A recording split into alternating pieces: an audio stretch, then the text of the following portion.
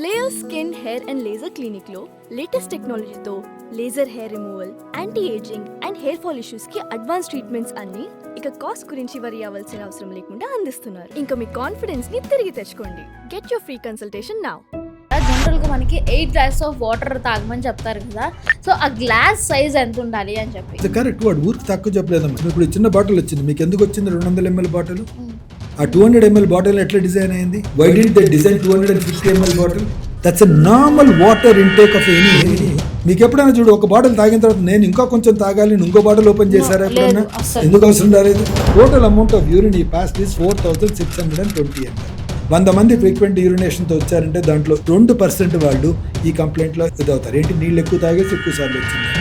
దానికి ట్రీట్మెంట్ ఎందుకమ్మా? నీళ్ళు తగ్గిస్తే సరిపోతుంది, నా అవసరం లేదు వాళ్ళకి. పాస్ చేయడానికి నువ్వు 14 సార్లు లేకుండా ఎలా ఉంటావు? తప్పదు కదా, అది 2 సార్లు అయితే పోయలేవు కదా నువ్వు రోజుకి. అర్థం చేసుకొని చేయించుకుంటే బెటర్ తప్ప చేయించేసుకొని అమ్మో నాకు క్యాన్సర్ ఉంది అనుకోవడం. అంతకుముందు నాకు లేదు, కానీ లైక్ పాస్ట్ 2 years నుంచి నేను మార్నింగ్ లేవగానే ఫస్ట్ చేసేవన్నీ వాటర్ తాగుతాను. Only that's a habit you create. See, you feel good with the habit. ఇంకొకసారి ఇంకోటి చెప్తా. నేను మార్చుకోవాలి అయితే సార్ హ్యాబిట్. నేను విన్నాను లైక్ ఈవెన్ యంగ్ మెన్లో కూడా ప్రోస్టటైటిస్ అని ఒకటి డెవలప్ అవుతుంది అని. So there is an infection in the genital tract there, and prostatitis is a part of genital tract. As the time passes by 40-45 ఏళ్ళు వచ్చే లోపలే వాళ్ళకి మూత్రం అబ్స్ట్రక్షన్. ఇలాంటి హిస్టరీలు ఉండి, లేకపోతే ప్రాస్టేట్ క్యాన్సరే ఉండొచ్చు హిస్టరీ, మేనమామకి కానీ తండ్రికి కానీ బ్రదర్కి కానీ, వాళ్ళు తప్పకుండా చేయించుకోవడం. Stone disease, presence of a stone is a manifestation of a disease process, not the disease. Hi sir. Hi ma. ఎలా ఉన్నారు? I'm good. Chetu, I'm very good. Sir, first నేను చిన్నపిల్లల దగ్గర నుంచి స్టార్ట్ చేద్దాం అనుకుంటున్నాను. చిన్న పిల్లలకి టాయిలెట్ ట్రైనింగ్ అనేది ఎంత ఇంపార్టెంట్ అండ్ పేరెంట్స్ ఈ విషయంలో ఎలాంటి జాగ్రత్తలు తీసుకోవాలి? బ్లాడర్ ట్రైనింగ్ ఇన్ చిల్డ్రన్ అంటే మనము దానికి చాలా పెద్ద వర్డ్ ఇచ్చేసామమ్మా ఈ మధ్య కాలంలో. ఇప్పుడు మీరు ఇదే ఒక 50 ఏళ్ల ముందు చూస్తే అలాంటి ఉండేది కాదు. రైట్? ఏమవుతా ఉండేది, చిన్నపిల్లలు ఒక కమ్యూనిటీలో ఉండేవాళ్ళు, ఒక చిన్న ఇంట్లో ఉండేవాళ్ళు, చాలామంది వాళ్ళని చూసేవాళ్ళు, కొన్ని నేర్చుకుంటారు, కొంతమంది మాటల్లోనే చెప్తా ఉంటారు. సో ఆటోమేటిక్గా చాలా మట్టుకు అది నేర్చుకుంటూ ఉండేవాళ్ళు. సో మెజారిటీ ఆఫ్ ద కిడ్స్లో ఏమవుతుంది, ఒక 2 సంవత్సరాలు వచ్చేసరికి దెర్ ఈస్ సంథింగ్ కాల్డ్ ఒక విధమైన అండర్స్టాండింగ్ వస్తుంది. అంటే నేను యూరిన్ పాస్ చేయడం అనేది ఒక చోట చేయాలి, అందరి ముందు చేయకూడదు, బట్టలో పోసుకోకూడదు, అలా వెళ్ళాలి అని చెప్పేసి.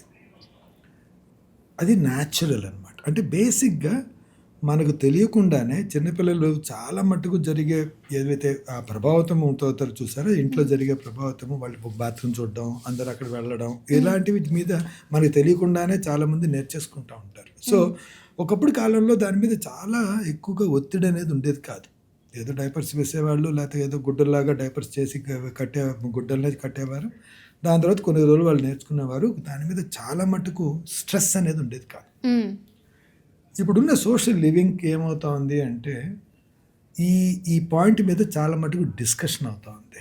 బికాజ్ ల్యాక్ ఆఫ్ పీపుల్, అంటే ఊళ్ళో మన ఇంట్లోనే ఒక 20 మంది 10 మంది ఉండే అవకాశం లేదు. ఇప్పుడు ఏదో 2 ఉంటాం 3 ఉంటాం అంతే. సో ఈ ఒక డే కేర్ వెళ్ళడము, లేకపోతే స్కూల్కి వెళ్ళడము, అర్లీగా స్కూల్కి వెళ్ళడం, ఇవన్నీ జరిగేసరికి ఏమవుతా ఉంది, వీఆర్ స్టార్టింగ్ చాలా మటుకు దాని మీద మనము కాన్సన్ట్రేట్ చేయాల్సి వస్తాం. ఏమని, ఇదేదో ఒక ట్రైనింగ్ ప్రాసెస్, దీన్ని ట్రైన్ చేయాలి, ఇది ఒక పద్ధతిగా ట్రైన్ చేయాలి అని చాలా చాలా చాలా డిస్కషన్ జరుగుతూ ఉంటుంది. నిజం చెప్తున్నాను.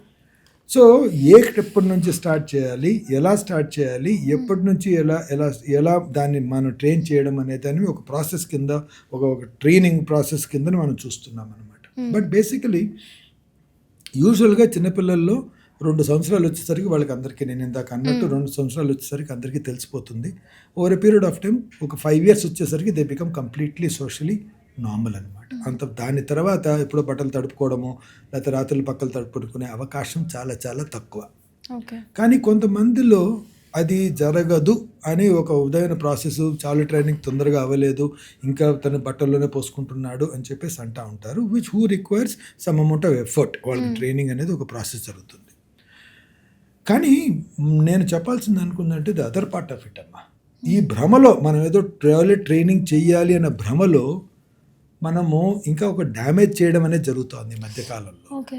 అది మనం ఎవరు గమనించలేకపోతున్నారు. నాకు కొంతమంది వచ్చే ప్రాబ్లం, ఇప్పుడు యూరినరీ కంప్లైంట్స్లో వచ్చే వాళ్ళలో ఒక 2 నుండి 10% వరకు ఇలాంటి పిల్లలే ఉంటారు. ఏంటి, ఒక 5 ఏళ్ళ 6 ఏళ్ళ వయసు వచ్చిన తర్వాత చాలా ఫ్రీక్వెంట్గా యూరిన్ వెళ్ళిపోవడం, తెలియకుండా కొంచెం కొంచెం పాస్ చేయడం, లేకపోతే సరిగా పాస్ చేయలేకపోవడం అనేది జరుగుతూ ఉంటుంది.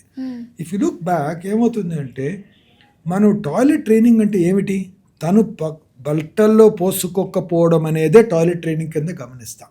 అది కాదు టాయిలెట్ ట్రైనింగ్ అంటే ఎప్పుడు నువ్వు పర్సీవ్ అవ్వాలి అంటే, నా బ్లాడర్ నిండింది, నా మూత్రాశయం నిండింది అని ఎప్పుడు అనుకోవాలి, ఆ టైంలో తను బాత్రూమ్కి వెళ్ళి ఎలా బిహేవ్ చేయాలి, రిలాక్స్డ్గా మొత్తం యూరిన్ పాస్ చేసేంత వరకు ఉండాలి, దాని తర్వాత బయటికి రావాలి అన్న విషయాన్ని మనం అంత విశదీకరంగా మనం ట్రైన్ చేయడం జరగదు. మోస్ట్ ఆఫ్ ద టైం ఎలా ఉంటుంది అంటే, నువ్వు ఇక్కడ పోయకూడదు, నీకు తెలుసా, అందరు ఇట్లా పోయారు కదా, నీకన్నా వాడు చూడు, నీ ఫ్రెండ్ ఉన్నాడు చూడు, వాడు పోయట్లేదు కదా, లేకపోతే నీ తమ్ముడు ఉన్నాడు చూడు, పోయట్లేదు కదా, అలా ఒక విధమైన సర్కసంతో అదొక ప్రెషర్ లాగా ట్రీట్ చేస్తాం చిన్నప్పుడు. True sir.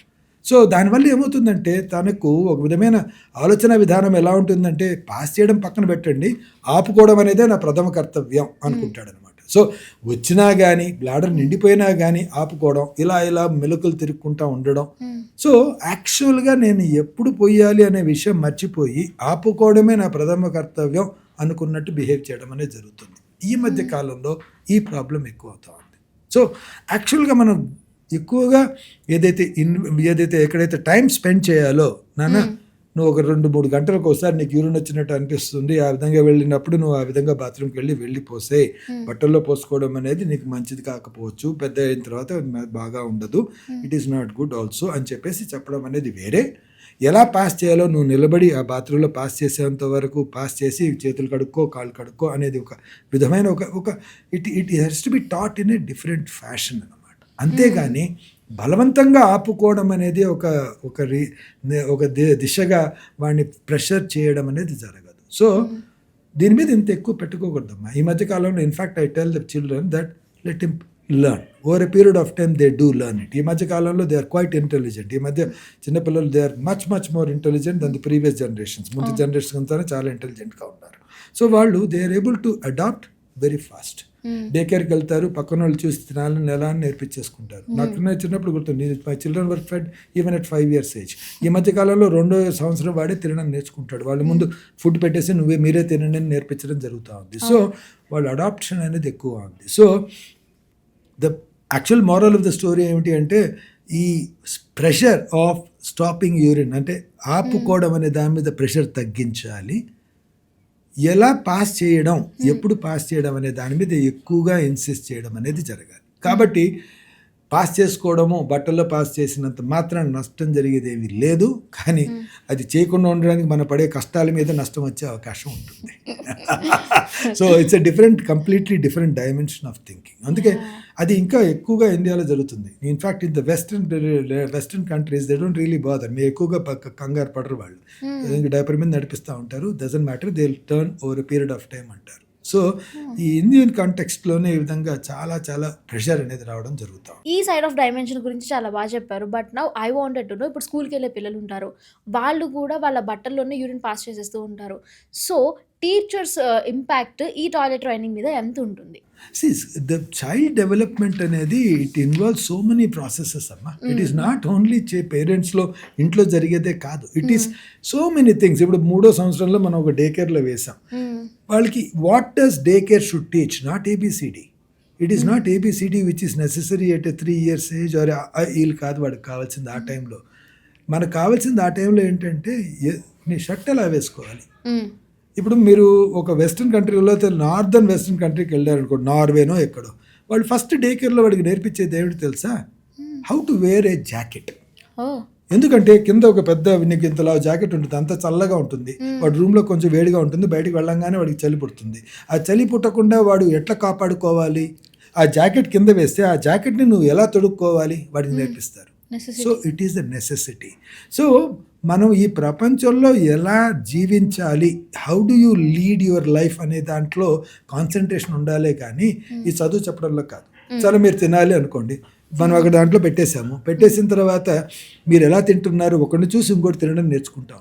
అంతేగాని మనం నువ్వు డిక్టేట్ చేయడం అనేది చేసాము అంటే అది ఎప్పటికీ అది తప్పు కిందగానే కనపడుతుంది. సో ఆ పాయింట్ మీద మనం ఎక్కువ స్ట్రెస్ చేయాలి. ఈవెన్ చిల్డ్రన్లో కూడా ఇప్పుడు డే కేర్కి వెళ్ళారనుకోండి, the school teachers or the day care care givers ఎవరైతే ఉంటారో వాళ్ళు చెప్తారు, now it's a time for toilet, you all go to the toilet, come down, wash your hands, dry, put the డస్ట్బిన్లో వేయడం, పేపర్ని ఏదైనా టిష్యూ ఉంటే డస్ట్బిన్లో వేయడం, చేతులు కడుక్కోవడం కూడా నేర్పిస్తారు. సో ఈ లైఫ్ స్టైల్ మేనేజ్మెంట్ అనేది ఎలా ఉండాలి అనేది ఆ టైంలోనే ఇది ఆటోమేటిక్గా జరగడం జరుగుతుంది. So it's a part. It's not only parents, his friends, his peers, వారితో పాటు పుట్టిన వాళ్ళు, ఇంట్లో తాతగారు వాళ్ళ నానమ్మలు ఉన్నారు అంటే, లేరు అంటే డే కేర్లో ఉన్న స్కూల్ టీచర్స్, వాడోని ఫ్రెండ్స్ ఇన్ ద బాత్రూమ్, వాళ్ళందరూ వాళ్ళని చూసి వీడియో నేర్చుకోవడం జరుగుతూ ఉంటుంది. That is advantage of keeping them with the friends. That's how the whole, ఆ విధంగా అందరూ నేర్చుకోవడం జరుగుతూ ఉంటుంది. ఓకే సార్, నాకు తెలిసిన ఒక పేషెంట్ ఉంది. So sorry, I don't call them patient, but ఆ అమ్మాయి షీఈ్ 11 years old, బట్ తనకి రోజు పక్క తడిపే అలవాటు ఉంది. సో వాళ్ళ పేరెంట్స్ ఏం చేస్తున్నారంటే ఆ అమ్మాయిని రోజు కింద పడుకోబెడుతున్నారు. సో దీని మీద మీరు ఎలా రియాక్ట్ అవుతారు? నాకు అర్థమైంది. It's a very distressing thing and very depressing for the child also. చాలా చాలా అమ్మా, మీరు ఇంతసేపు మనం మాట్లాడింది ఏవైతే ఉందో చూసారా, ఏది toilet training and nocturnal enuresis కొంచెం డిఫరెంట్ అమ్మా. Toilet training is different from nocturnal enuresis. ఇప్పుడు మీరు ఏదైతే అన్నారు చూసారో, రాత్రి పడుకున్న తర్వాత వాళ్ళు బట్టల్లో పోసేస్తారు, అది నాక్టర్నల్ ఎన్యూరిసిస్ అంటాం. ఏదైతే టాయిలెట్ ట్రైనింగ్ ఏదంటాం, మనం ఎక్కడ వెళ్ళాలో డే టైంలో అంతా నార్మల్గా ఉండి రాత్రిపూట మాత్రం పడుకున్నప్పుడు బట్టల్లో పోసేయడం అనేది టాయిలెట్ ట్రైనింగ్ కాదు. అది దట్ ఈస్ నాక్టర్నల్ ఎన్యూరిసిస్. అదొక డిఫరెంట్ పద్ధతి అనమాట. ఏమిటి అంటే నాక్టర్నల్ ఎన్యూరిసిస్ అనేది ఒక కండిషన్, పుట్టుకతో కొంతమందిలో చూసే కండిషన్. ఆ కండిషన్లో ఏమవుతుంది, ఎప్పుడైతే మామూలుగా నిద్రలో ఉన్నప్పుడు బ్లాడర్ నిండంగానే మనకు మెలకు వస్తుంది, వెళ్ళి బాత్రూమ్కి వెళ్ళి మనం యూరిన్ పాస్ చేయాలని అనిపిస్తుంది, చేసి వచ్చేస్తాం. కానీ ఈ నాక్టర్నల్ ఎన్యూరిసిస్ ఉన్న కిడ్స్లో ఏమవుతుందంటే ద డెప్త్ ఆఫ్ స్లీప్ అంటాం. అంటే మీరు ఒక చిన్న ఎగ్జాంపుల్ చెప్తాను. చిన్న బెడ్ ఉన్నాడండి, ఒక కన్స్ట్రక్షన్ యాక్టివిటీ నడుస్తూ ఉంటుంది, గ్రెయిన్స్ చాలా చప్పుడు చేస్తూ ఉంటాయి. చిన్న పిల్లోడు ఉంటాడు, వాడు 6 నెలల పిల్లోడు ఉంటాడు, వాడు ఏం చేస్తూ ఉంటాడు, ఇంకా పడుకొని ఉంటాడు, హాయిగా నిద్రపోతూ ఉంటాడు. వాడికి బయట ఎంత చప్పుడు వచ్చినా మేల్కొని ఉండడు. That is what is called depth of sleep. అంటే వాడి డెప్త్ ఆఫ్ స్లీప్ ఈజ్ చాలా లోగా ఉంటుంది, అందుకే వాడు చాలా డీప్గా ఉంటుంది. అందుకే తనకు బ్లాడర్ నిండినా మోషన్ వచ్చినా పోసేస్తూ ఉంటాడు, నిద్రపోతూ ఉంటాడు. So that is the depth of sleep. కానీ వయసు వచ్చేసరికి 10 ఏళ్ల వయసు వచ్చేసరికి ఏమవుతుంది అంటే ఆ డెప్త్ ఆఫ్ ద స్లీప్ అనేది షాలో అవుతా సూపర్ఫిషియల్గా ఉంటుంది. అంటే చప్పుడు వచ్చినా, ఎవరైనా పిలిచినా లేచేయడం అనేది జరుగుతూ ఉంటుంది, బ్లాడర్ నిండినా లేచేయడం అనేది జరుగుతూ ఉంటుంది. సో ఈ డెప్త్ ఆఫ్ స్లీప్ అనేది తగ్గుతూ వస్తుంది అనమాట. కొంతమంది పిల్లల్లో ఆ డెప్త్ ఆఫ్ స్లీప్ అనేది ఇంకా చాలా డీప్గా ఉన్న దానివల్ల వాళ్ళ బ్లాడర్ నిండినట్టు పసిగట్టలేకపోవడం, దానివల్ల యూరిన్ పాస్ చేసేయడం అనేది జరుగుతూ ఉంటుంది. సో ఇది ఒక డిస్ట్రెస్సింగ్ కండిషన్. ఏదో 5-6 ఏళ్ళు 7 ఏళ్ల లోపల అది కంట్రోల్లోకి వచ్చిందంటే బాగానే ఉంటుంది. కానీ ఇఫ్ తను 15 ఏళ్ళు 20 ఏళ్ళు వచ్చేంత వరకు ఉండిందంటే మాత్రం చాలా డిస్ట్రెస్సింగ్గా ఉంటుంది. దాన్ని నాక్టర్నల్ ఎన్యూరిసిస్ ఆర్ బెడ్ వెట్టింగ్ అంటాం. సో దానికి ఏంటంటే training, this requires more training. అంటే పడుకోగానే 2 గంటలకు ఒకసారి లేచి మూత్రం పోయించడం అనేది జరగాలి, సాయంత్రం పూట కొంచెం నీళ్ళు తక్కువ తాగడం అనేది జరిగించాలి. ప్లస్ కొన్ని అలారమ్స్ ఉంటాయి, బెడ్ కొంచెం పెట్టగానే గట్టిగా చప్పుడు వస్తుంది, సో తను మేల్కొ వచ్చేస్తుంది అనమాట. సో ఇలాంటి బెడ్ వెట్టింగ్ అలారమ్స్ అని కొన్ని అకేషనల్గా కొన్ని మందులు ఇస్తాం. కానీ మందుల కన్నా ట్రైనింగ్ ప్రాసెస్ అనేది more important. This requires a continuous training regarding coming over the problem అనమాట. So more important for them ఏమిటి అంటే don't treat them as patients. రాగానే అంటారు ఈమె చెల్లెలు పోయేసారి ఈమె పోస్తుంది అని చెప్పేసి ఆ కంపారిజన్ అనేది మానేయాలి. దట్ మీరు ఎప్పుడు చూడండి బెడ్ వెట్టింగ్ చిల్డ్రన్ అందరూ వచ్చి నోరు మూసుకొని ఇలా కూర్చొని ఉంటారు, చాలా చాలా డల్గా ఉంటారు. వాళ్ళు ఏమి మాట్లాడరు. ఏంట్రా నాన్న నీ కష్టం అంటే మాట్లాడడం కూడా మాట్లాడరు, వాళ్ళు సిగ్గుపడతా ఉంటారు. సో అలాంటి కండిషన్ తీసుకురాకూడదు. Don't treat them as a patients and don't them అనేది ఏదో రెస్పాన్సిబుల్, నువ్వు తప్పు చేస్తున్నావు అనే దాంతో చూడకండి. అలా చూడడం వల్ల ఇంకా డిప్రెషన్లోకి వెళ్ళిపోతారు. So treat it as a condition that requires training, and ట్రైనింగ్తో నార్మల్ అయిపోవడం అనేది జరుగుతుంది. సో డిప్రెషన్లోకి పోనివ్వకుండా చూసుకోవడం అనేది మన ధర్మం. Nice sir. సో సార్ ఈ విషయం గురించి పేరెంట్స్‌కి ఏమైనా చెప్పాలి అనంటే ఏం చెప్తారు? చాలా దాని మీద ఎక్కువగా కాన్సన్ట్రేట్ చేయడం మంచిది కాదు. Too much of concentration on that is not good. హ్మ్. See that the child learns rather than you pressurize them to learn. హ్మ్. See, both రెండు లెర్నింగ్ కిందనే వస్తాయి, కానీ వాడంతరికి వాడు నేర్చుకోవడం అనేది చాలా చాలా హ్యాపీగా ఉంటుంది వాడికి. అంతేగాని మన ప్రెషర్ వల్ల వాడు నేర్చుకోవడంలో వాడికి ఎక్కడో చోట తప్పుగా నేర్చుకునే అవకాశం కూడా ఉంటుంది. సో ట్రైనింగ్ అనేది అవసరమే, కానీ దాన్ని మరీ ప్రెషర్ఫుల్ ట్రైనింగ్గా చేయడం అనేది మంచిది కాదు. ఆర్మీ ట్రైనింగ్ కాదు కదా ఇది, చేశారని అలా ఉండకుండా ఉంటే చాలు. సో అంటే 7 ఇయర్స్ ఏజ్ వరకు వాళ్ళు ఎలా ఉన్నా పర్లేదు. బట్ ఆఫ్టర్ దట్ అని కాదు, most of the time 2-3 years కంతా వాళ్ళు నేర్చుకోవాల్సి వస్తుంది. యూజువల్గా నేర్చుకునే టైంలో మన అసిస్టెన్స్ అనేది అవసరం పడుతుంది. అంతేగాని ఎప్పుడో ఒకసారి పోసేసాడు అంటే వాడిని భయపెట్టకుండా పర్వాలేదులే అప్పుడప్పుడు అవుతుంది, ఈసారి వచ్చినప్పుడు అక్కడ పోయి అనడంలో వేరే ఉంది, నువ్వు పోయి కొడితే ఇక్కడ అనడంలోనూ వేరే ఉంది. Both are same. కానీ చైల్డ్ అనే తను he'll take it in a different way అనమాట. సో ఆ ప్రెషర్ని రాకుండా చూసుకోండి. ఎందుకంటే ఇండియన్ సొసైటీలో ఈ మధ్య ప్రెషర్లు అనేది అన్నింటిలోనూ ఎక్కువైపోతుంది. దానికి తోడు యూరిన్ పాస్ చేయడంలో కూడా ప్రెషర్ ఎందుకని. సార్ ఇది చిన్నపిల్లల గురించి. ఇప్పుడు మనం ఓల్డర్ పీపుల్ దగ్గరికి వద్దాము. సో పెద్దవాళ్ళు కూడా కొంతమంది వాళ్ళకి తెలియకుండానే యూరిన్ పాస్ చేసేస్తూ ఉంటారు. సో మనం ఈ కండిషన్ని ఎలా చూడాలి? అంటే ఓల్డర్ పీపుల్లో ఇనబిలిటీ టు కంట్రోల్, అంటే కంట్రోల్ చేయలేకపోవడము అనేది వేరే విషయం. That's called it's called incontinence అంటాం. ఇన్కాంటినెన్స్ అంటే తెలియకుండా యూరిన్ పడిపోవడం, మనకు తెలుసో లేకపోతే తెలిసి మనం ఆపుకొని వెళ్ళే లోపల యూరిన్ పడిపోవడాన్ని ఇన్కాంటినెన్స్ అంటాం. So there are 2 types of, అంటే మగవారిలో కొన్ని కారణాలు ఉంటాయి, ఆడవారిలో కొన్ని కారణాలు ఉంటాయి. మనం మామూలుగా కన్సిడర్ చేసాం, ఒక ఆడవారిది ఫీమేల్స్లో కన్సిడర్ చేసాం అనుకోండి. There 2 types of incontinence.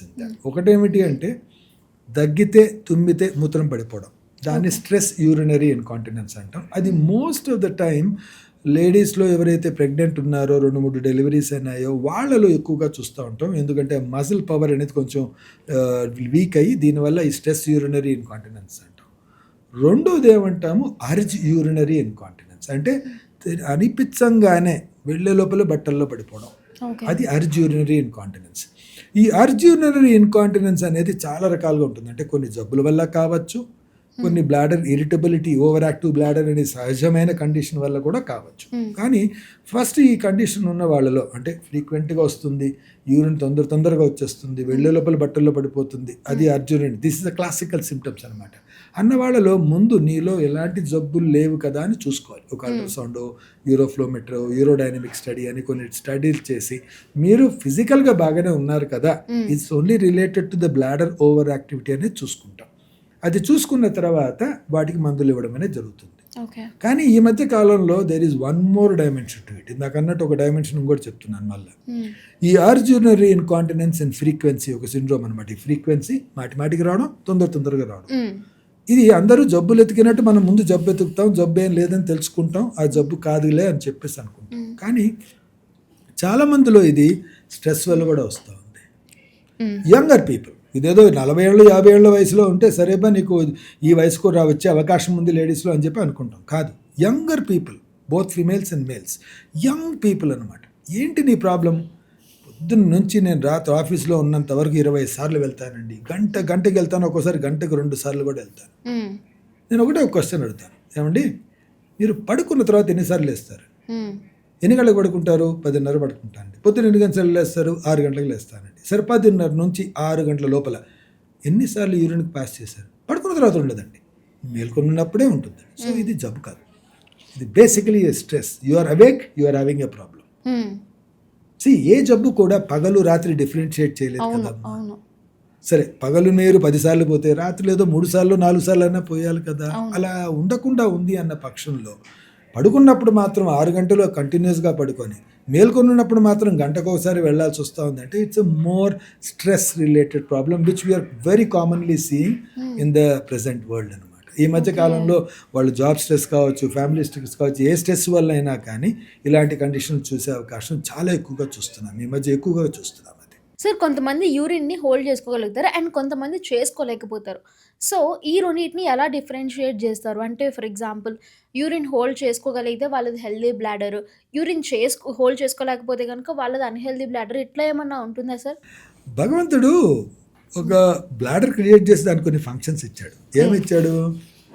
బాబు ఒక 200, ఒక అడల్ట్ అనుకుందాం, ఒక అడల్ట్ మేల్ ఫిమేల్ కానీ 300 400 యూరిన్ తయారయ్యేంత వరకు ఆ స్టోర్ చేయాలి, అంటే ఆ బ్లాడర్లో స్టోర్ అవ్వాలి. 400 యూరిన్ దాటిన తర్వాత ఒక సెన్సేషన్ అనేది బ్రెయిన్కి రావాలి. ఆ సెన్సేషన్ వచ్చినప్పుడు పరిస్థితులు అనుగుణంగా ఉంటే, నీకు బాత్రూమ్ దగ్గరగా ఉండి నీ పరిస్థితులు అనుగుణంగా ఉంటే నువ్వు వెళ్ళి యూరిన్ పాస్ చేసేటట్టు ఉండాలి. అనుగుణంగా లేకపోతే ఇంకొంతసేపు పుష్ చేసేటట్టు ఉండాలి. ఆడ వెళ్ళిన తర్వాత కొంచెం రిలాక్స్ అయిపోవాలి. మనం కూడా రిలాక్స్ అయిపోతే ఆ బ్లాడర్ కంట్రాక్ట్ అవుతుంది, యూరిన్ బయటకు వస్తుంది. అంతా వచ్చేసిన తర్వాత మనం ఆపేస్తాము. దిస్ ఈజ్ ఫిజియాలజీ అనమాట. ఇది ఫిజియాలజీ. ఇది జరగలేదనుకోండి ఏదో కారణంగా, అంటే ఎక్కడో ఒక చోట అబ్నార్మాలిటీ ఉంది. దీన్ని ఓవర్గా చేయడము తప్పే, అండర్గా చేయడం తప్పే. ఎక్కువసేపు ఆపుకుంటే మంచిదనో లేకపోతే ఎక్కువసేపు ఆపుకోవడం తప్పనో అనుకోవడం కూడా తప్పే. సరేనా? అలానే ఎక్కువసార్లు పాస్ చేసిన దానివల్ల బెటరు అని అనుకోవడం కూడా తప్పే. So there is a sense. మీరు ఇప్పుడు నీళ్ళు ఉన్నాయి మీ టేబుల్ మీద, ఎప్పుడు తాగుతారు? తప్పినప్పుడు తాగుతారు, అంతే కదా? అంతే కదా తాగేది. అలానే మీకు యూరిన్ అనిపించినప్పుడు ఓకే నేను యూరిన్ పాస్ చేయాలి, కొంతసేపు ఆపి లేకపోతే అప్పుడే టైం అయితే వెళ్ళి పాస్ చేయడం జరగాలి. యూరిన్ అనిపించినప్పుడు నేను పోయి పాస్ చేసిన దానివల్ల అడ్వాంటేజ్ ఉంటుంది అనుకోవడం కూడా తప్పే. సో ఎప్పుడు పాస్ చేయాలి, ఎలా పాస్, ఏ టైంలో పాస్ చేయడం అనే దానికి ఒక రూల్ అంటూ ఏం లేదు. God has created a beautiful balance in the body. ఆ బ్యాలెన్స్ ప్రకారం మనం నడుచుకుంటే సరిపోతుంది. సార్, ఎక్కువసేపు కూర్చొని ఉండడం వల్ల కూడా మన బ్లాడర్ మీద ఇంపాక్ట్ ఉంటుందా? బికాజ్ ఇప్పుడు మనం చేసే జాబ్స్ అన్నీ కూడా కూర్చొనే చేసుకునే జాబ్స్ చాలా ఎక్కువగా ఉన్నాయి. సో దీనివల్ల ఎలాంటి ఇంపాక్ట్ ఉంటుంది బ్లాడర్ మీద? కాదమ్మా, అంటే in fact the other way I look at it is your profession, your actions don't influence anything. మీరు చేసేది మీరు ఏదో ప్రొఫెషన్లో ఉన్నారు, మీరు మళ్ళీ అదే ఎగ్జాంపుల్ చెప్తాను. మీరు ప్రొఫెషనల్ ఉన్నారు, మీరు కూర్చొని టైప్ చేసుకుంటున్నారు, వెరీ బిజీ ఐటీ ప్రొఫెషనల్, నాకు టైమే చెక్కదు బాగాలేదు, దప్పుకొస్తే నీళ్ళు తాగుతున్నావా లేదా? ఇది కూడా అంతే, సరేనా? So your professions don't dictate this process. మీకు ఆకలేసినప్పుడు మీరు అన్నం తింటున్నారు, దప్పికేసినప్పుడు నీళ్ళు తాగుతున్నారు. అలానే ఈ ప్రొఫెషనల్గా ఈ విధంగా ఉన్నప్పుడు మీరు ఎలా ఉంటున్నారో అలానే మీకు యూరిన్ వస్తే మీరు వెళ్ళి పాస్ చేయాలి. అంతేగాని నేను కూర్చొని ఉన్న దానివల్ల నాకు ఏదో ప్రాబ్లం ఉంటుంది, నేను లేయలేను, తొందరగా వెళ్ళలేను, అందుకే ప్రాబ్లం వస్తూ ఉంది అనుకోవడం కాదు. ఇన్ఫ్యాక్ట్ నేను రివర్స్ చెప్తానమ్మా. ఈ మధ్య కాలంలో కొత్తగా చూసే ప్రాబ్లం ఏంటంటే, చాలా మందికి టీవీలో వింటూ ఉంటాం, 5 లీటర్లు నీళ్ళు తాగండి, 6 లీటర్లు తాగండి, 7 లీటర్లు తాగండి, ఎంత కదా, ఇది రొటీన్ కదా. మామూలుగా మీరు ఎంత నీళ్ళు తాగుతారు రోజు? 3 to 4. ఎందుకు తాగుతున్నారు మీకు తెలుసారా? కొల్చారు ఎప్పుడన్నా? లేదు కదా, రఫ్గా చెప్తున్నారు, అంతే కదా. You think about that 3-4. In fact కాదు, 1.5 లీటర్ కూడా తాగరు మీరు. కౌంట్ చేసుకోండి రేపు పొద్దున. రొటీన్గా మీరు కౌంట్ చేసుకుంటే ఎన్ని గ్లాసులు తాగింటారు? రోజుకి ఎన్ని గ్లాసులు తాగుతారు? రఫ్లీ చెప్పుకోండి. 7, 8 గ్లాసెస్. సరే, చిన్న బాటిల్ 200 ml. సరే అదే అనుకుందాం, 8 బాటిల్స్ తాగుతున్నారా? That's it. మీరు 8 బాటిల్స్ తాగట్లేదంటేనే అది 1600 ml కాదని. సో మనకు ఈ విధమైన ఒక విచిత్రమైన ఒక ఇది క్రియేట్ చేశాం. ఏమని? 3 లీటర్లు తాగితే మంచిది, 4 లీటర్లు తాగితే మంచిది. ఎందుకంటే వేదాల్లో చెప్పారు. నిజమే. వేదం ఎప్పుడు రాశారండి? వేదం రాసినప్పుడు ఇళ్ళు ఉన్నాయా? లేవా? గుడిలో ఉన్నాయా? మన ఏసీలు ఉన్నాయా? ఫ్యాన్లు ఉన్నాయా? లేవు కదా. ఏమైనా ఐటీ పనిచేసేట్టు ఉన్నామా? లేదు కదా. అప్పుడు ఏం చేసేవాళ్ళం? దుక్కి దున్నేవాళ్ళం, లేకపోతే వెళ్ళి వ్యవసాయం చేసేవాళ్ళం, లేదా అరణ్యంలో పనిచేసేవాళ్ళం, అంతా బయట చేసేవాళ్ళం. అంటే మనది ఒక ట్రాపికల్ కంట్రీ. ఈ ట్రాపికల్ కంట్రీలో ఎండలు ఎక్కువగా ఉంటాయి. కాబట్టి నువ్వు అలా పనిచేసినప్పుడు నీకు చెమట రూపేణా చాలా వెళ్ళిపోతుంది. కాబట్టి నువ్వు నీళ్ళు అనేది అవసరం పట్టట్టు తాగాలనైనా తక్కువ తాగకుండా ఉండాలని చెప్పారే తప్ప 4 లీటర్లు నీళ్ళు తాగాలని ఎక్కడ రాసిందండి? లేదు. అర్థమైందా? ఈరోజు ఇప్పుడు నేను ఉన్నాను అనుకోండి, నేను పొద్దున్న ఏసీ కారులో వస్తాను, నా రూమ్లో ఏసీ ఉంది, నా ఆపరేషన్ థియేటర్లో ఏసీ ఉంది, నేను ఇంటికి వెళ్ళినా మళ్ళీ వేసుకొని పడుకుంటాను. నాకు చెమటే రాదు. నాకు చెమట రాని వాడికి నేను 4 లీటర్లు తాగాను, 5 లీటర్లు తాగాను అనుకోండి, ఆ 5 లీటర్లు నేను యూరిన్ త్వరగా పోయాలి కదా. ఒక మనిషి మామూలుగా పోయగలిగిందంతా 300 ml అనుకుందాం. 5 లీటర్లు పోయాలంటే ఎన్నిసార్లు పోయాలేమా? నేను 15 to 16 times యూరిన్ పాస్ చేయాలి కదా. 16 సార్లు మనం ఎక్కడ యూరిన్ పాస్ చేస్తాం? రాత్రిపూట 2 సార్లు పాస్ చేసిన అనుకున్నా కానీ మిగతా 14 సార్లు అంటే రోజు గంటకి పోయాల్సిందే కదా మేల్కొన్నంతసేపు. సో ఇక్కడే ప్రాబ్లం జరుగుతుంది. సో ఏం చేస్తున్నారు ఇప్పుడు వీళ్ళ మనుషులు? 3 లీటర్లు 4 లీటర్లు తాగేసి యూరిన్ ఎక్కువ వస్తూ ఉంది అంటే ఎక్కువ సార్లు పోయకుండా ఉండక ఆపేసుకోవడం జరుగుతుంది. బ్లాడర్ ఒక 500, 600, 700, 800 దాకా నింపేసుకోవడం జరుగుతుంది. అలా అలవాటు పడిపోయి ఆ బ్లాడర్ని అలా అలవాటు చేసి ఒక 6 నెలలకు ఒక 2 సంవత్సరాల అయిన తర్వాత వచ్చి నాకు యూరిన్ సరిగా రావట్లేదు, సరిగా ఉండిపోతుంది లోపల అని చెప్పడం జరుగుతుంది. సో ఎక్కువ తాగడము కూడా అవసరం లేని పని. సో ఎక్కువ తాగిన దానివల్ల మీకు వచ్చే అడ్వాంటేజ్ ఏమీ లేదు. ఇన్ఫ్యాక్ట్ తక్కువ తాగడం వల్ల వచ్చే డిసడ్వాంటేజ్ మన అందరికీ తెలిసిన డిహైడ్రేషన్ అవుతుందని తెలుసుకున్నా ఎక్కువ తాగడం వల్ల అడ్వాంటేజ్ ఉండే అవకాశం లేదు. In fact it is detrimental. ఒకటి, మీ బ్లాడర్ పనిచేసే విధానాన్ని మారుస్తుంది, ఎక్కువసార్లు యూరిన్ పాస్ చేసేటట్టు చేస్తుంది, రాత్రిపూట మీరు ఎక్కువసార్లు లేచేటట్టు చేస్తుంది, మీ నిద్రభంగంని కలుస్తుంది. దానికి తోడుగా వాటర్ తాగుతాం కానీ వచ్చేది యూరిన్. యూరిన్లో కొన్ని లవణాలు కూడా వెళ్ళిపోతాయి కదా, కొన్ని సాల్ట్స్ కూడా వెళ్తాయి కదా. చాలామంది సోడియం తగ్గిపోయింది అని చెప్పి అడ్మిట్ అవుతూ ఉంటారు. దానికి ఒక్కొక్క కారణం ఏంటంటే డైల్యూషనల్ హైపోనాట్రిమియా. డైల్యూషన్ అంటే నీళ్ళు ఎక్కువ తాగి బాడీలో ఉన్న సోడియం అంతా ఎలగొట్టుకొని సోడియం తగ్గిపోయి ఐసీయూలో అడ్మిట్ అవుతూ ఉంటారు. That's a very common thing in Indian context. చాలామంది మీరు ముసలివాళ్ళు ఉన్నారంటే సోడియం తగ్గిపోయిందని అడ్మిట్ అవుతూ ఉంటారు. వాళ్ళలో dilutional hyponatremia is one of the major reasons. అంటే నీళ్ళు ఎక్కువ తాగేసి సోడియం తగ్గిపోయి అడ్మిట్ అవుతూ ఉంటారు. సో ఎక్కువ తాగడం అవసరం లేదండి. మీకు మామూలుగా ఎంత అవసరమో మీ పని చేసే దాన్ని బట్టి ఉంటుంది. ఒక మనిషి ఏదైతే ఏసీ రూమ్లో ఉండి ఏమీ ఎటువంటి చెమట్లు పట్టకుండా ఉన్న వాడికి 1.5 litres is more than enough. ఎక్కువగా పోయి ఎండలో పని చేస్తున్నాడు, రోజంతా దున్నుతున్నాడు, వ్యవసాయం చేస్తున్నాడు అంటే ఏదో 1.5 నుంచి 2 లీటర్ల వరకు అవసరం పడుతుంది. ఏదైనా పేషెంట్కి స్టోన్స్ వచ్చాయి, ఎవరికైనా నాకు స్టోన్స్ ఇంతకు ముందు వచ్చాయి, 2 సార్లు వచ్చి అడ్డం పడ్డాయి, నాకు ఆపరేషన్ అవసరం పడింది, తనకు 2 లీటర్లు నీళ్లు తాగండి, 2 లీటర్లు యూరిన్ వచ్చేటట్టు చూసుకోండి అని చెప్పే అవకాశం ఉంటుంది. అంతే తప్ప ఇలాంటి లేని నార్మల్ మనిషికి 4 లీటర్లు 5 లీటర్లు తాగండి అనుకోవడం అనేది విచిత్రం, విడ్డూరం, అసలు చేయకూడని పని. సార్ యాక్చువల్గా నాకు డౌట్ ఉండే అనమాట. జనరల్గా మనకి 8 గ్లాస్ ఆఫ్ వాటర్ తాగమని చెప్తారు కదా, సో ఆ గ్లాస్ సైజ్ ఎంత ఉండాలి అని చెప్పి. కరెక్ట్, వాడు ఊరికి తక్కువ చెప్పలేదమ్మా. 8 గ్లాసెస్ నార్మల్ గ్లాస్. ఇప్పుడు చిన్న బాటిల్ వచ్చింది, మీకు ఎందుకు వచ్చింది 200 ml బాటిల్? ఆ 200 ml బాటిల్ ఎట్లా డిజైన్ అయింది? Why didn't they design 250 ml bottle? Why didn't they design 300 ml bottle? They design 200 ml. That's a normal water intake of any human being. ఎవరికైనా ఒక అడల్ట్ మనిషికి దప్పికైనా వస్తే తాను దప్పి తీర్చుకునే దానికి ఎంత తాతాడు? 200 ml తాతాడు. ఓకే. మీకు ఎప్పుడైనా చూడు, ఒక బాటిల్ తాగిన తర్వాత నేను ఇంకా కొంచెం తాగాలి, ఇంకో బాటిల్ ఓపెన్ చేశారా ఎప్పుడన్నా? ఎందుకు అవసరం రాలేదు? మన బాడీకి సరిపోతుంది. So most of the time ఒక దప్పికైనా వచ్చిన తర్వాత 200 ml will quench your thirst. Okay. అంటే మీకు ఆ 200 ml తాగంగానే దప్పిక తీరింది అని అనిపిస్తుంది.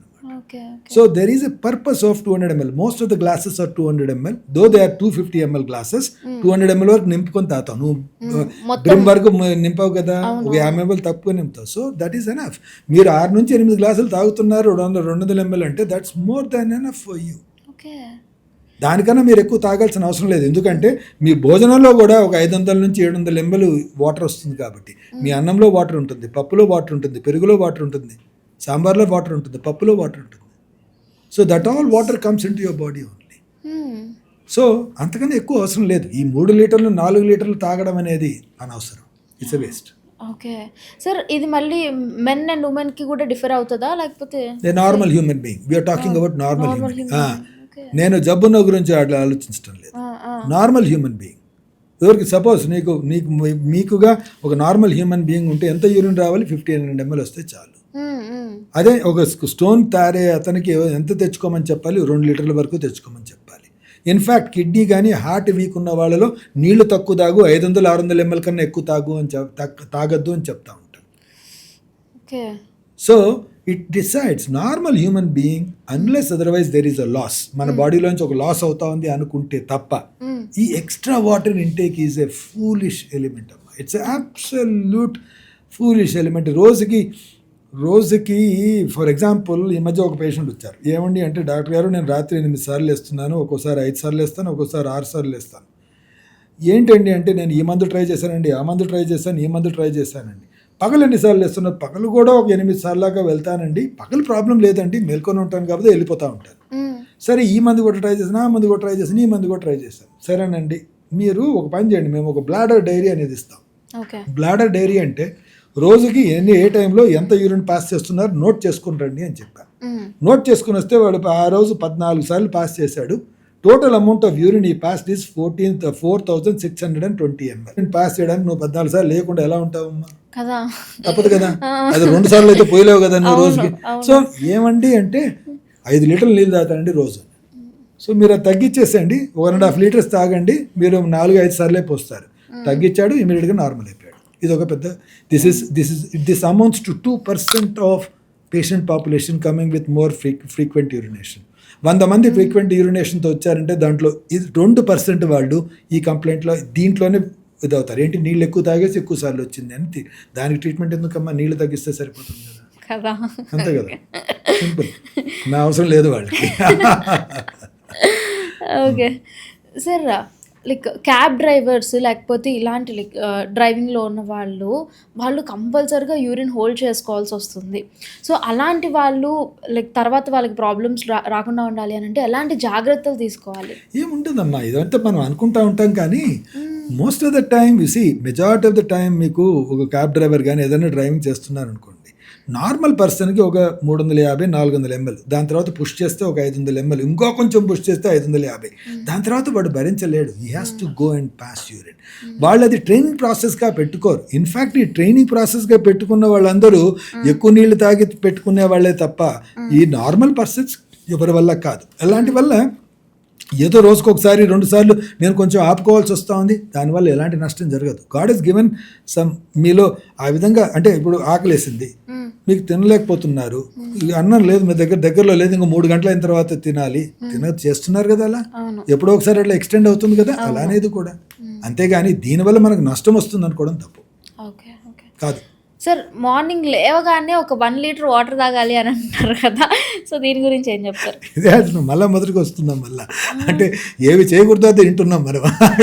అంటే బేసిక్ ఏంటంటే this has been developed by many people. అంటే బేసికలీ ఈ కొంచెం ఈ కాన్స్టిపేషన్ ఉండి మోషన్ సరిగా రాదు అని చాలామంది కంప్లైంట్ చేస్తూ ఉంటారు. వాళ్ళు they make it a habit.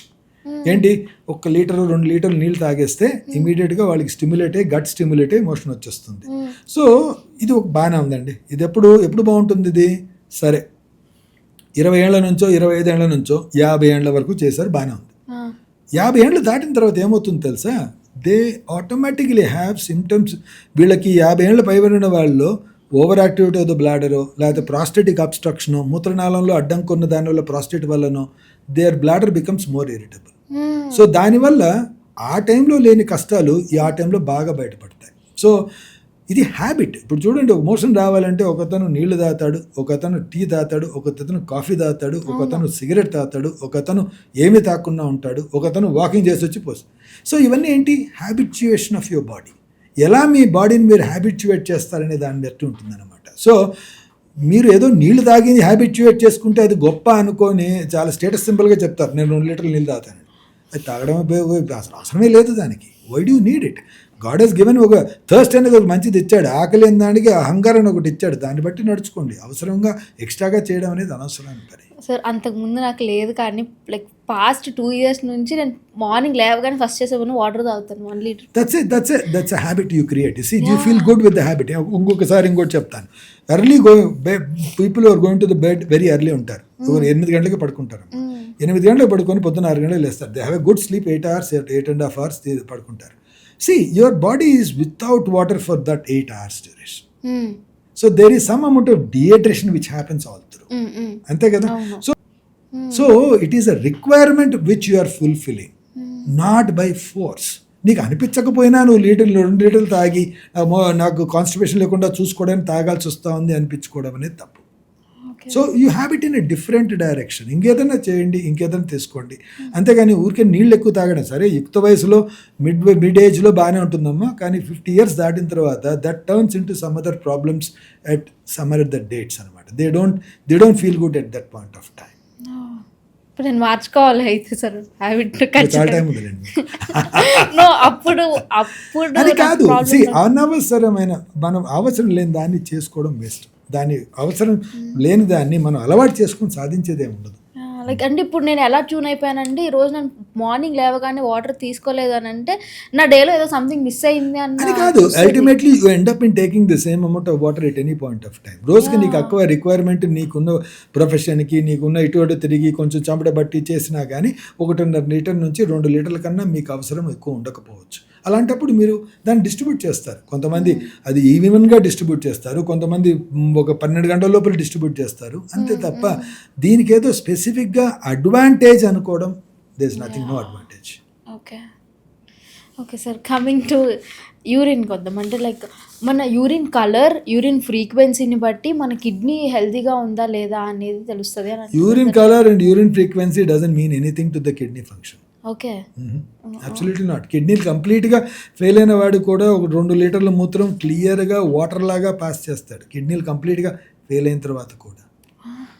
See, in fact, a yellowish urine shows that your kidney is able to concentrate. అంటే ఇన్ఫ్యాక్ట్ మీరు ఇప్పుడు చెప్తాను చూడండి, మీకు సపోజ్ ఈరోజు పొద్దున్న నుంచి సాయంత్రం వరకు మీకు యూరిన్ నీళ్లు తాగాల్సిన ఛాన్స్ చిక్కలేదు, సాయంత్రం దప్పికేస్తూ ఉంది, ఛాన్స్ చిక్కలేదు. సరే అప్పుడు కొంచెం తాగి యూరిన్ పాస్ చేద్దామని వెళ్తే మీకు డార్క్ ఎల్లోగా యూరిన్ వస్తుంది. That's natural. That means that your kidney is concentrating. అంటే ఏం చేస్తుంది, మీ బాడీలో వాటర్ తక్కువగా ఉన్నప్పుడు మీ కిడ్నీ మీ బాడీలో ఉన్న వాటర్ని కన్సర్వ్ చేయడానికి ఆ యూరిన్లోకి వచ్చిన యూరిన్లో ఉన్న వాటర్ని మళ్ళా వెనక్కి తీసేసుకుంటుంది. ఇలా వెనక్కి తీసుకున్న దానివల్ల యూరిన్ అనేది డార్క్ ఎల్లోగానో ఎల్లోయిష్గానో అవుతుంది. అంతే తప్ప it doesn't notify anything. Water క్లియర్గా ఉంటే పని చేసినట్టు, క్లియర్గా లేకపోతే పని చేయనట్టు కాదు. In fact it's other way around. And number 2, clear urine in a normal person అనేది indicates only hydration status. Okay ఒక నార్మల్ పర్సన్లో ఎలాంటి జబ్బు లేని మనిషిలో ఒక క్లియర్ యూరిన్ వస్తూ ఉందంటే నువ్వు వెల్ హైడ్రేటెడ్ అని అర్థం. సపోజ్ నువ్వు అండర్ హైడ్రేటెడ్ అనుకుంటే నీకు కొంచెం డార్కర్గా యూరిన్గా వస్తుంది.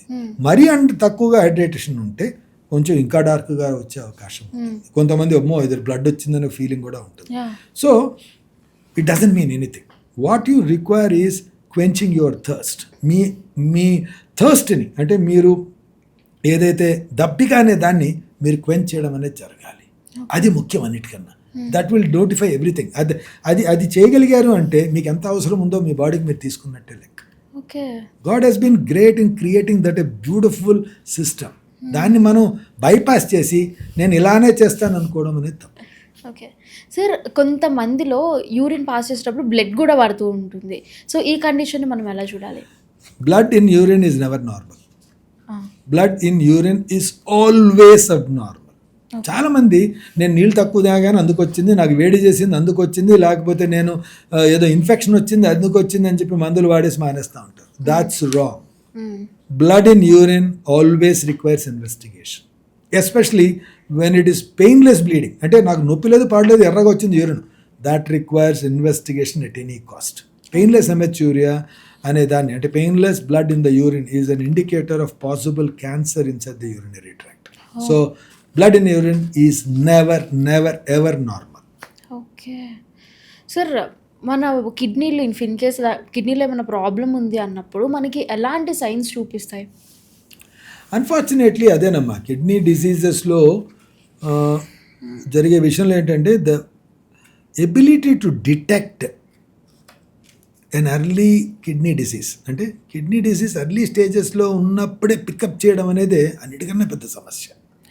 ఎందుకంటే బై ద టైం మనం డిటెక్ట్ అనేది అయ్యేసరికి చాలా మటు కిడ్నీ మనం అంటే కిడ్నీ పాడైపోయినట్టే లెక్క. ఇప్పుడు కిడ్నీ ఫంక్షన్ ఎలా ఉంది అని తెలుసుకునేదానికి ఒక బ్లడ్ టెస్ట్ చేస్తాం, సీరం క్రియాటినిన్ అని ఒక బ్లడ్ టెస్ట్ చేస్తాం. సరే బ్లడ్ టెస్ట్ నార్మల్ అండి అంటే మీకు 1.2 వరకు నార్మల్ అని చెప్పేస్తూ ఉంటాం, అంతే కదమ్మా.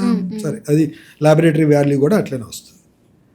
కానీ అదే వాల్యూ 2 అయింది అంటే 2 కదా అన్నట్టు అనిపిస్తుంది, కానీ that means you last kidney function by 50%. So by the time your creatinine is 2, me creatinine 2 అయ్యేసరికి మీ కిడ్నీలో ఫంక్షన్ అనేది 50% తగ్గిపోయినట్టే లెక్క. సో మనం ఎంత ఎర్లీగా డిటెక్ట్ చేసినా కానీ అప్పటికే 50% లాస్ అయిపోయి ఉండొచ్చులే అని అనుకోవడం జరుగుతుంది. సో ఇన్స్టెడ్ మనం ఎప్పుడు ఎలా డిటెక్ట్ చేయడం అనే దానికన్నా ఎలాంటి ఉంటే కిడ్నీ జబ్బు రావచ్చు అనుకోవడం తెలుసుకోండి, అది ముఖ్యం అనమాట. They are mainly things are 3 factors. Number 1 diabetes, Number 2 hypertension, okay. Number 3 analgesic abuse, అంటే ఈ పెయిన్ కిల్లర్స్ అనేది ఎక్కువగా వాడటం. ఈ 3 చాలా ఎక్కువగా చూస్తున్నాం ఈ మధ్య. మనం we're seeing this most common reasons. So ఈ 3 కండిషన్స్ చెప్పారు. ఈ కండిషన్స్ ఉన్న వాళ్ళలో మీకు కిడ్నీ జబ్బు రావచ్చు అని అనుకోవడం, దాన్ని ఎర్లీగా డిటెక్ట్ చేసే మనం ఒక ప్రక్రియ ఏదో చేస్తూ ఉంటాం, ఏదో ప్రాసెస్ కానీ ఏదో టెస్ట్ కానీ చేయాలి. సో ఎలా డిటెక్ట్ చేసుకుంటాం? నెంబర్ 1 జస్ట్ బీపీ చెక్ చేసుకోవడం, that's number 1. Number 2 serum creatinine అనే టెస్ట్. నెంబర్ 3 మీ యూరిన్లో ప్రోటీన్ ఏమన్నా లాస్ అవుతా ఉంది. ఈ 3 టెస్ట్లు. So 3 reasons 3 test. ఓకే. ఎంత సింపుల్గా ఉంటుంది. 3 reasons: hypertension, diabetes and analgesic use, most common. Any drug use, ఏదైనా డ్రగ్స్ కానీ. Number 3 test. Number 1 check the BP, see for protein in urine and serum creatinine. So ఈ 3 ఉన్న వాళ్ళలో ఈ 3 చేయించుకుంటా ఉండండి, ఎర్లీగా డిటెక్ట్ అయ్యే అవకాశం ఉంటుంది. ఓకే. లైక్ మా రిలేటివ్లోనే ఒక అతను ఉన్నాడు. Is 25 years old. కానీ తనకి ఒక కిడ్నీ పెరగలేదు అని చెప్పి లైక్ నార్మల్గానే లీడ్ చేశాడు అప్పటి వరకు లైఫ్. సడన్గా ఏమైందో తెలియదు, ఎందుకు హాస్పిటల్లో అడ్మిట్ అయ్యాడో తెలియదు. సడన్గా కాల్ చేసి ఇలా ఒక కిడ్నీ పెరగలేదంట, so I need to get that kidney transplantation అని చెప్పి నౌ హీస్ ఆన్ డయాలసిస్ అనమాట. సో సార్ నాకు ఒక డౌట్ వచ్చింది తను చెప్పినప్పుడు. లైక్ అంటే నేను వింటూ పెరిగింది ఏంటంటే డయాలసిస్కి వచ్చాము అని అంటే 50-50 ఛాన్సెస్ అన్నట్లే లెక్క అని చెప్పి. సో అలా లేదు, అది కాదు. ఒకప్పుడు కాలం అలా ఉండేది కానీ ఇప్పుడు అలా కాదు. వన్ థింగ్ మోస్ట్ కామన్, ఇప్పుడు బాడీలో ఉన్న ఆర్గాన్స్లో అన్నిట్లో ఫెయిల్యూర్లో ఏదన్నా ఉంది అంటే ఈజీగా మేనేజ్ చేసేది కిడ్నీనే, అంతే కదా. ఇప్పుడు కిడ్నీ ఫెయిల్యూర్ అనేది జరిగితే కనీసం నీకు డయాలిసిస్ అనే మార్గం ఉంది, లేకపోతే ట్రాన్స్ప్లాంట్ అనే ఇంకో మార్గం ఉంది. హార్ట్ ఫెయిల్ అయితే ఏముందమ్మా, హార్ట్ ట్రాన్స్ప్లాంట్ తప్ప. లంగ్స్ ఫెయిల్ అయితే ఏముంది, లంగ్ ట్రాన్స్ప్లాంట్ తప్ప. లివర్ ఫెయిల్ అయితే ఏముంది, లివర్ ట్రాన్స్ప్లాంట్ తప్ప. వాటన్నిటికీ డయాలిసిస్ లాంటి మార్గం లేదు కదా. So in fact if you look at మన బాడీలో ఉన్న ఆర్గాన్స్లో ఏదైనా ఫెయిల్ అవుతుంది అనుకుంటే better thing is kidney. Because number 1 మీకు డయాలిసిస్ అనే ఆప్షన్ ఉంది ట్రాన్స్ప్లాంట్ చేసుకునే వరకు. ట్రాన్స్ప్లాంట్ చేసుకోకపోయినా డయాలిసిస్ మీద కంటిన్యూ కావచ్చు. అంతేగాని ఎన్ని రోజులైనా కంటిన్యూ. చాలా మంది ఉన్నారు 20 సంవత్సరాలు డయాలిసిస్ చేసుకున్న వాళ్ళు కూడా ఉన్నారు. సో కానీ ఏంటంటే that is one thing, that is one part of it. But ఒకటి ఏంటంటే కిడ్నీ ఫెయిల్యూర్ అనేది మామూలుగా 2 రకాలుగా ఉంటుంది. అక్యూట్ కిడ్నీ ఇంజురీ అంటాం, అక్యూట్ కిడ్నీ ఫెయిల్యూర్ అంటాం. ఇంకోటి క్రానిక్ కిడ్నీ ఫెయిల్యూర్ అంటాం. అక్యూట్ కిడ్నీ ఫెయిల్యూర్ అంటే ఏదో కారణం వల్ల బ్లడ్ లాస్ అయింది, ఆపరేషన్లు అయినాయి, మందులు ఇచ్చారు, ఏదో సైడ్ ఎఫెక్ట్స్ వచ్చాయి, దానివల్ల కిడ్నీలు పనిచేయడం మానేసాయి, వాళ్ళకి కొంచెం టెంపరీగా డయాలిసిస్ చేయించుకోవడం, అవన్నీ రివర్ట్ అవ్వగానే మళ్ళీ కిడ్నీలు పనిచేయడం మొదలెట్టాయి, నార్మల్ అయిపోయాడు. ఇది అక్యూట్ కిడ్నీ ఇంజరీ. దీని గురించి ఎక్కువ పట్టించుకోరు అందరూ, ఎందుకంటే దట్స్ ఎ ట్రాన్సియెంట్ ఫినామినా. ఎక్కువ రోజులు అది రిలవెంట్గా ఉండదు. రెండోది ఏమిటి? Chronic kidney injury. Chronic kidney injury అంటే ఏమిటి? There is a progressive deterioration of kidney function. అంటే స్లోగా కొద్దిపాటి కిడ్నీ ఫంక్షన్ అనేది over a period of last 5 years 6 years 10 years లోపల అది కంప్లీట్గా చెడిపోవడం జరుగుతుంది. ఈ హైపర్టెన్షన్ ఉన్న వాళ్ళు, షుగర్ ఉన్న వాళ్ళలో జరిగేది అదే. అవి రికవరబుల్ కాదు. సో అలాంటి వాళ్ళలో డయాలిసిస్ చేసుకోవాల్సిన అవసరం వచ్చే స్టేజ్ వచ్చింది అంటే ఇంకా డయాలిసిస్ మీదే ఉండే అవకాశం ఎక్కువగా ఉంటుంది. సో ఆ డయాలిసిస్ చేసుకుంటున్నారు, ఆ అవకాశం వచ్చింది, ఆ అవసరం వచ్చింది అన్న పక్షంలో వాళ్ళకి ట్రాన్స్ప్లాంట్ తప్ప ఇంకో మార్గం ఉండే అవకాశం లేదు.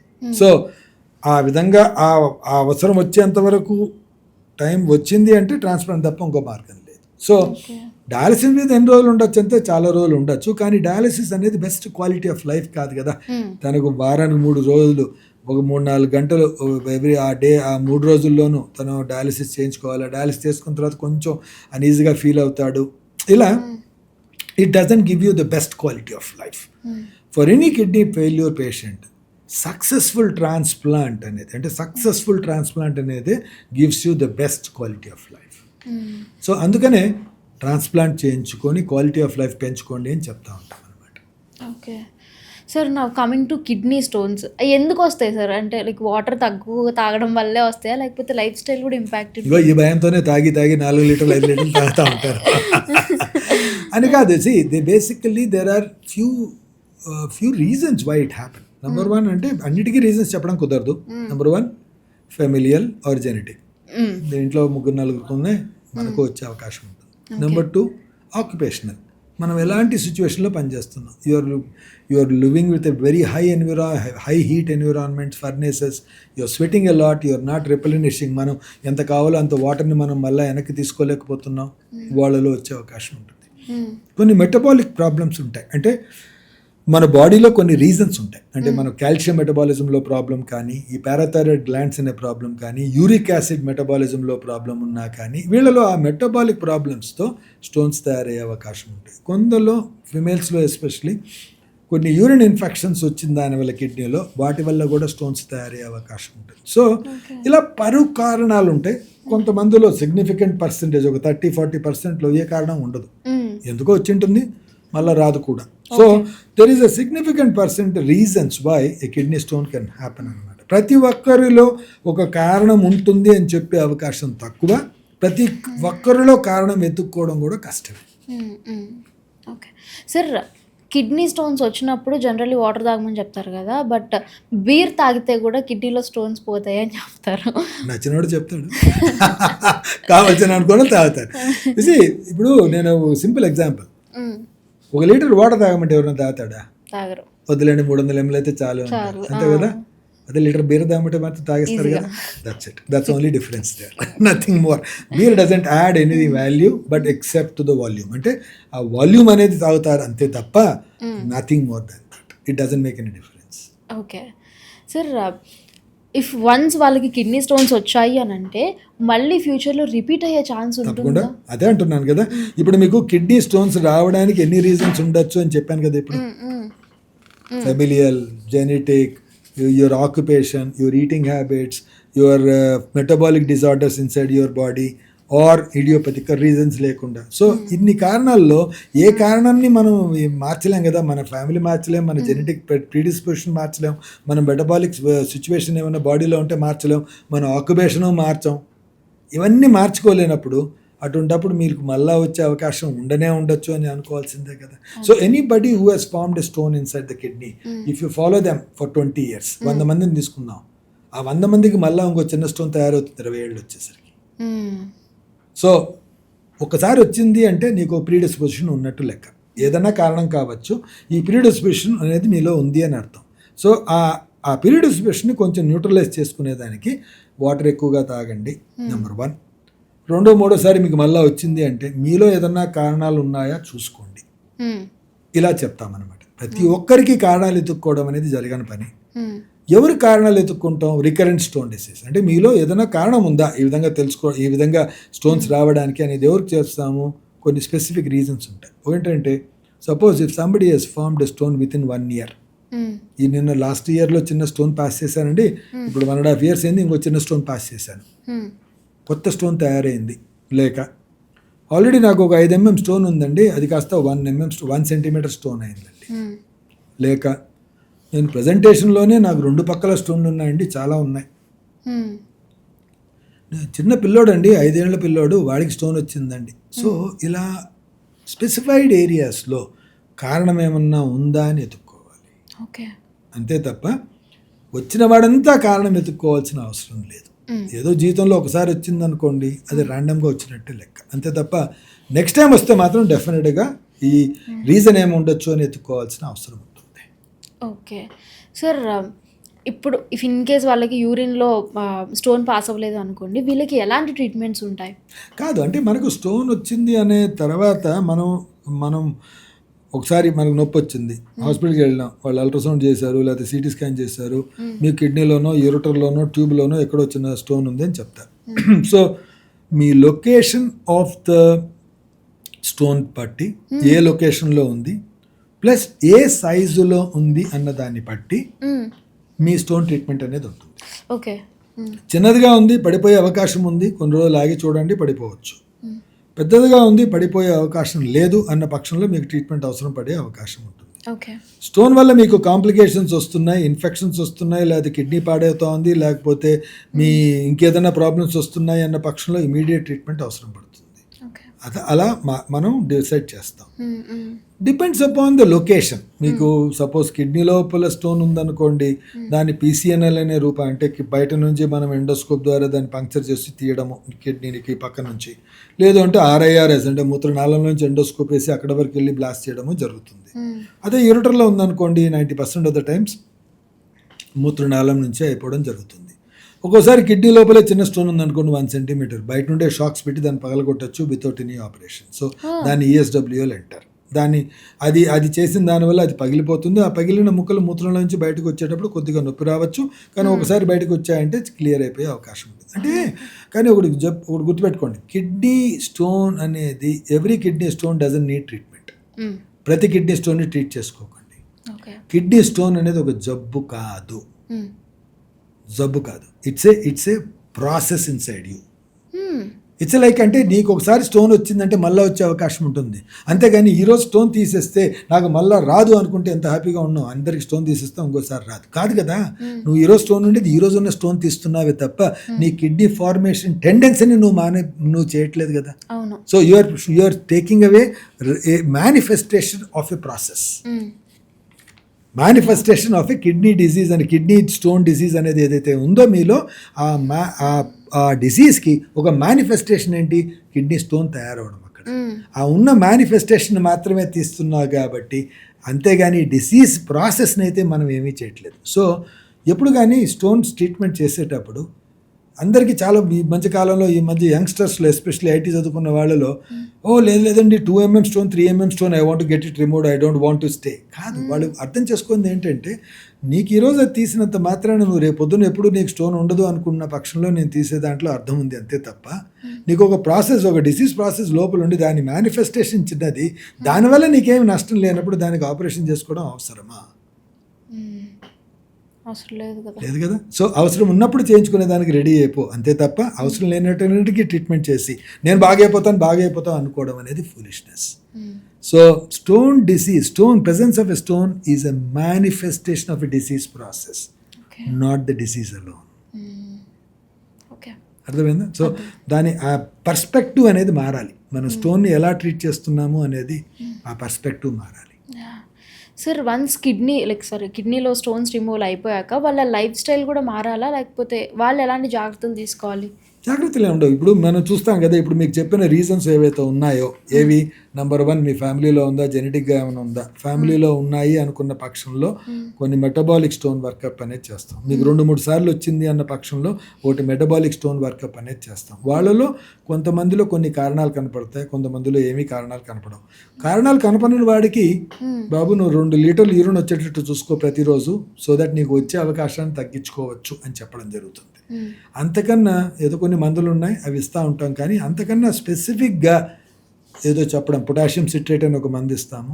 ప్లస్ స్పెసిఫిక్ కారణాలు ఉన్నాయనుకోండి, సపోజ్ యూరిక్ యాసిడ్ ఎక్కువగా ఉంది వాళ్ళకి ఒక ట్రీట్మెంట్ ఇవ్వడం, కాల్షియం ఎక్కువగా ఉంది వాళ్ళకి ట్రీట్మెంట్ ఇవ్వడం, పీటీహెచ్ ఉంది, ఈ విధంగా పారాథైరాయిడ్ అనే హార్మోన్ ఎక్కువగా ఉంది వాళ్ళకి సర్జరీ చేసి పారాథైరాయిడ్ తీసేయడం, ఇలాంటివి జరుగుతూ ఉంటాయి. అంతే తప్ప ఏమీ లేని వాళ్ళకి నీళ్ళు ఎక్కువ తాగి యూరిన్ ఎక్కువగా వచ్చేటట్టు చూసుకోవడం తప్ప, పొటాషియం సిట్రేట్ అనేది కొంతమందికి ఇవ్వడం తప్ప ఇంకా స్పెసిఫిక్గా ఏదో ట్రీట్మెంట్ ఉండే అవకాశం తక్కువ. Okay sir, now coming to prostate gland వల్ల అసలు మన బాడీలో యూజ్ ఏంటి, ఏం జరుగుతుంది? అన్నిటిగా నిజమే కదా. చాలామందికి అసలు ఎందుకు ఉందో మనకు ప్రాస్టేట్ అనేది తెలియదు. సపోజ్ అట్లీస్ట్ ఇప్పుడు ఆడవారిలో యూట్రస్ అనేది ఉంది, దానికి ఒక పని ఏమిటి, రీప్రొడక్షన్ అనే దానికి పనికి వస్తుంది, అంతే కదా. Similar organ in a men is prostate. Okay, దాంట్లో గర్భధారణ రాదు, కానీ రీప్రొడక్షన్ కావాల్సిన ఎంజైమ్స్ పదార్థాలన్నీ దాంట్లోంచి రావడం జరుగుతుంది. సో దానికి కొన్ని ఎబిలిటీస్ ఆ రీప్రొడక్టివ్ ఏజ్ గ్రూప్లో దాని అవసరం ఎప్పటికైనా ఉంటుంది అనమాట. అది దాని ఫంక్షన్ అది దానికి రిలవెన్స్ ఎక్కడ వస్తుంది, మోస్ట్ ఆఫ్ ద టైం అది ఎప్పుడో పెరుగుతుంది, ఒక వయసు వచ్చిన తర్వాత దాని తర్వాత ప్రాబ్లమ్స్ వస్తాయి.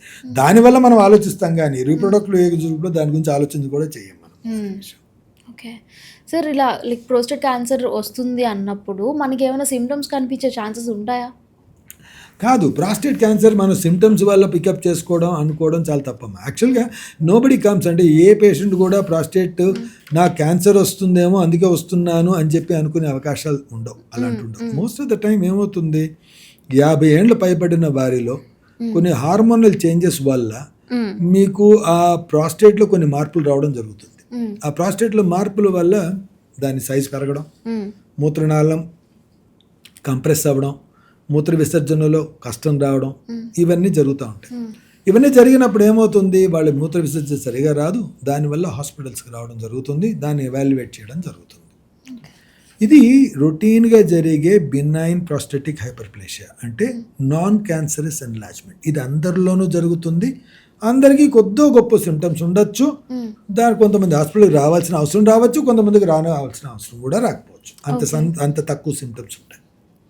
ఇది ఒక ప్రాసెస్, అందరిలో జరిగే ప్రాసెస్. లైక్ మెనోపాస్, ఇప్పుడు లేడీస్లో 45 ఏళ్ళ తర్వాత మెనోపాస్ అనేది వస్తుంది చూసారా, అలానే ఈ వయసులో ఆ వయసు వచ్చేసరికి మగవారిలో ప్రాస్టేటిక్ ఎన్లార్జ్మెంట్ అనేది జరుగుతుంది. కానీ కొంతమందిలో కొన్ని కారణాల వల్ల, familial, genetic, what ever it is, racial, what ever it is, కొన్ని కారణాల వల్ల అదే ప్రాస్టేట్ గ్రంథిలో క్యాన్సర్ పెరిగే అవకాశం ఉండొచ్చు. సో అది వేరే, ఇది వేరే, ఈ రెండు క్లబ్ చేయకండి, ఈ రెండు డిఫరెంట్, సరేనా? ఇప్పుడు యూటరస్లో ఫైబ్రాయిడ్స్ అనేది వస్తాయి, అంతే కదా, యూటరస్లో ఫైబ్రాయిడ్స్ వచ్చి తీసేస్తారు యూటరస్ని అంటారు, అది బినైన్ ఎన్లార్జ్మెంట్. అదే యూటరస్లో క్యాన్సర్ వచ్చి తీసేయడం అనేది అది క్యాన్సరస్ ఎన్లార్జ్మెంట్, అది ప్రాస్టేట్ క్యాన్సర్ లాగా. సో యూటరస్లో కూడా అలాంటి కండిషన్స్ బినైన్ అండ్ క్యాన్సర్ ఉంది, ప్రాస్టేట్లో కూడా బినైన్ అండ్ క్యాన్సర్ రెండు ఉన్నాయి. సో ఇది అది రెండు డిఫరెంట్ అయినా ప్రెజెంటేషన్ మాత్రం రెండు ఒకటే కావచ్చు.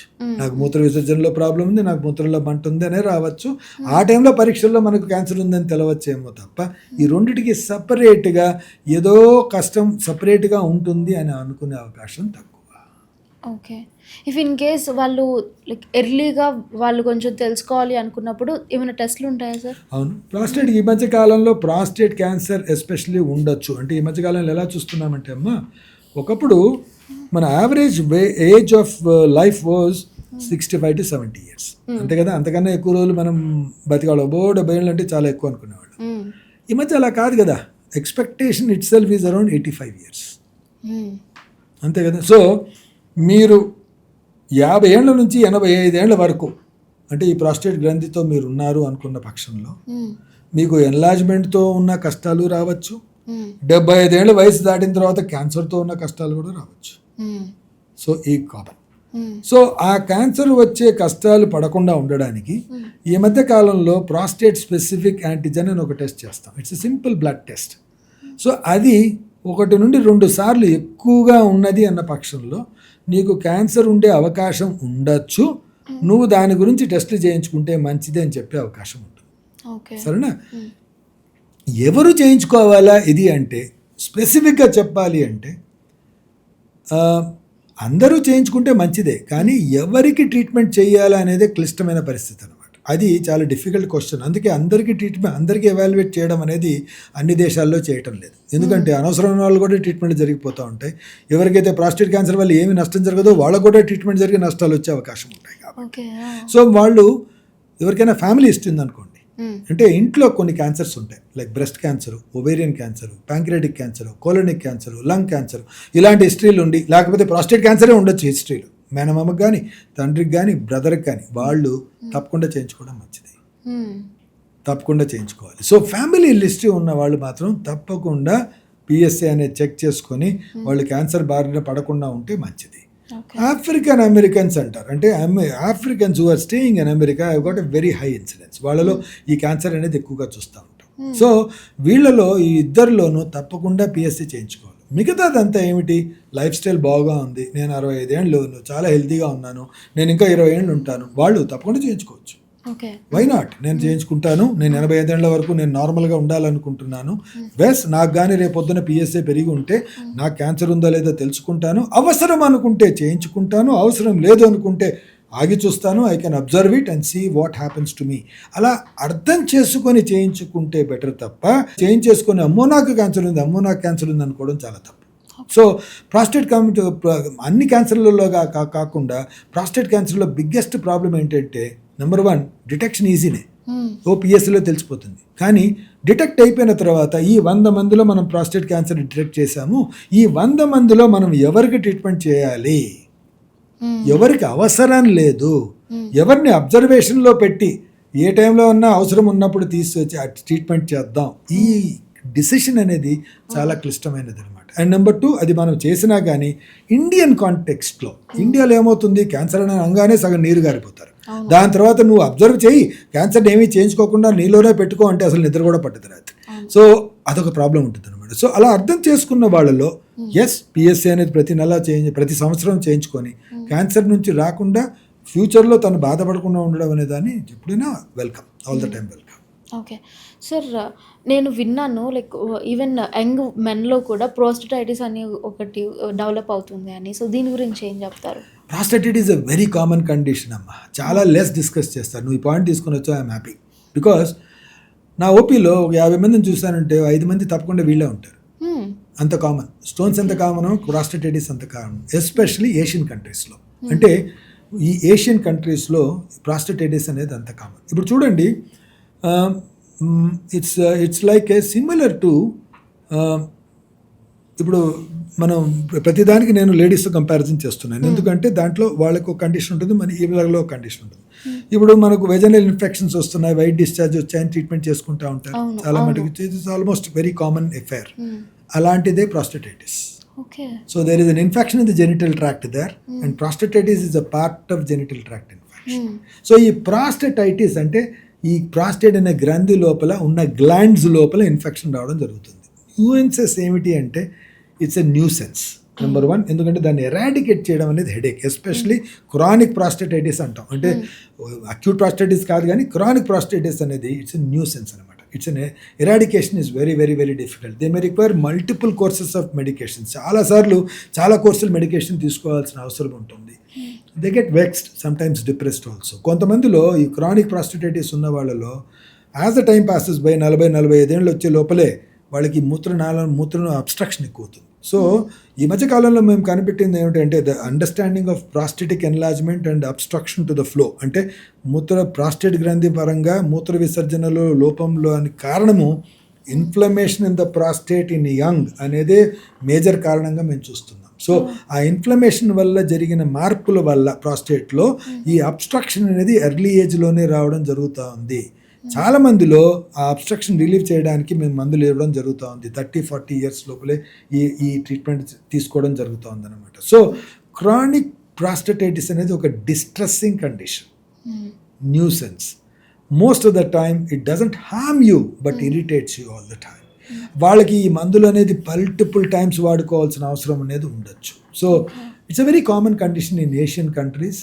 And there is no how can be eradicate అనేది చేస్తామా, లేకపోతే జెనెటికల్గా మనం ససెప్టబుల్గా ఉన్నాం కాబట్టి మనకి ఇది ఎక్కువగా అవుతా ఉందో తెలియదు, కానీ ఈ మధ్య కాలంలో చాలా ఎక్కువగా చూడడం జరుగుతూ ఉంది. ఓకే, అంటే సార్ దీనికి పర్టికులర్గా ఇవే రీజన్స్ అన్నట్టు ఏమి ఉండదు, ఏం చెప్పలేమమ్మా. అంటే బేసిక్గా it may start with bacterial infection, but ఒక లెవెల్ దాటిన తర్వాత బ్యాక్టీరియల్ ఇన్ఫెక్షన్ ఎప్పుడో పోతుంది.